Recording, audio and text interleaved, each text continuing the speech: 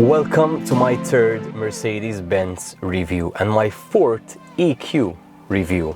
Why another Mercedes? Well, Mercedes-Benz are actually the brand which have currently the largest offering of electric and plug-in hybrid vehicles.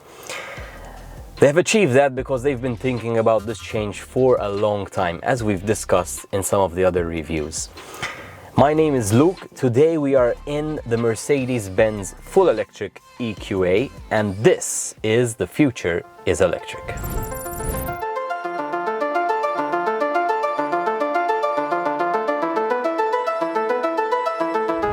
Before we get started, this is your reminder to please subscribe to the channel, hit the red button. It makes a big difference to us. This is a brand new YouTube channel which was launched just a few months ago.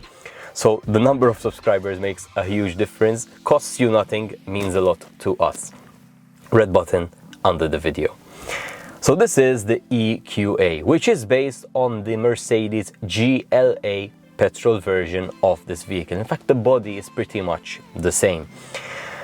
We've been told by Mercedes that we will have to wait till 2024 to see a bespoke EV architecture for this class of vehicles, something they're dubbing the Mercedes Modular Architecture, the MMA.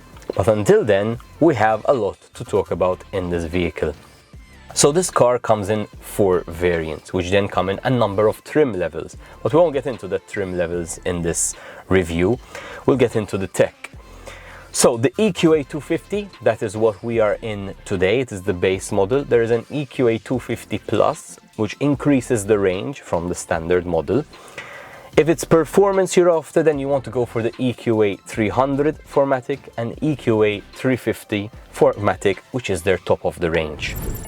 So like we've seen in my other reviews, batteries are being supplied by LG Chem for Mercedes-Benz. Battery pack is being assembled by Mercedes themselves at their Akkumotiv plant in Germany.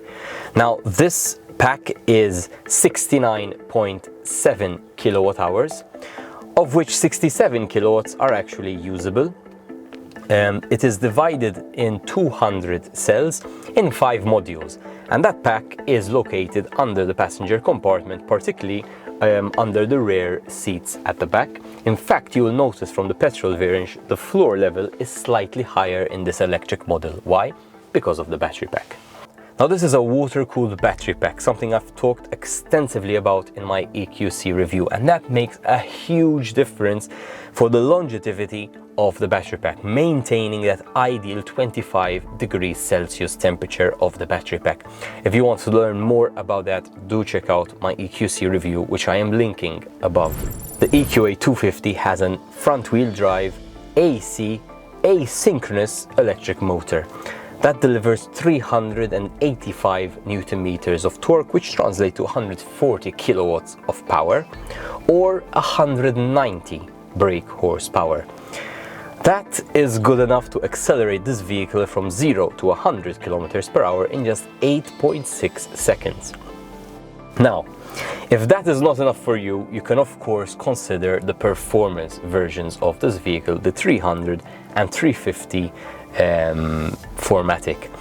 In the 350 4MATIC, you get dual electric motors, one in the front, one in the back, both AC asynchronous motors. However, then you drop your 0 to 100 kilometers per hour time to just 6 seconds, 520 Newton meters of torque or 292 brake horsepower. So as of May 2022, very recently to when I'm recording this video, Mercedes have upgraded the official WLTP range of this vehicle, the EQA 250, to 496 kilometers. Now, if you want more range than that, if 500 kilometers is not enough for you, you can get the 250 Plus variant, which actually does 540 kilometers on WLTP. Now, they are achieving that very interestingly by increasing the battery pack ever so slightly, less than 2 kilowatts, However, they are putting in more aerodynamic tires, and that is really what's making the difference for these extra 40 kilometers of range. So we have talked extensively about regeneration in Mercedes vehicles. In fact, you can check out my detailed review about the automatic radar-based Regen, which I discussed in detail in the Smart review. And in all my other Mercedes review, we've talked about these fantastic paddle shifters behind the steering wheel, which lets you adjust your Regen strength. I won't go into that detail once again in this review. The other reviews are linked above if you want to go into detail about that. What I will mention, something I haven't mentioned yet, is that in their D-Auto mode, you actually get a graphic on screen which sort of teaches you a bit to drive an electric car, in the sense that it's going to tell you when you should be lifting your foot off the accelerator, etc. So it really gets you in tune with this electric nature and this automatic regeneration or recharging of the battery as it is moving. So this has an 11 kilowatt onboard AC charger, which has become a standard in the industry, and the same that we saw on the other Mercedes electric models. So that's good to charge on 3-phase, and on 3-phase you will achieve a full charge of this vehicle in 7 hours and 15 minutes. If you don't have 3-phase at home and you're going to rely on single phase, charging time is more lengthy. At 7.4 kilowatts, this vehicle will charge to full in 10 hours and 45 minutes.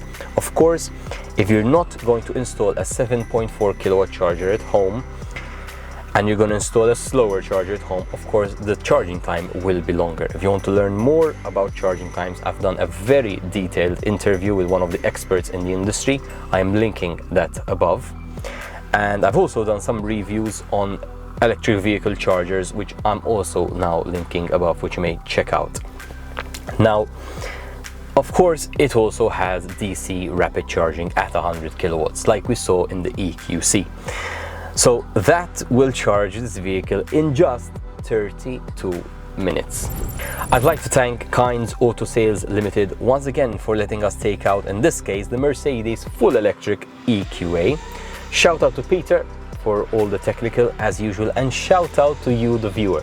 We have just surpassed 20,000 views on this YouTube channel, which is literally just a few months old. So thank you very much for your support, and it's your encouragement which is definitely keeping us going.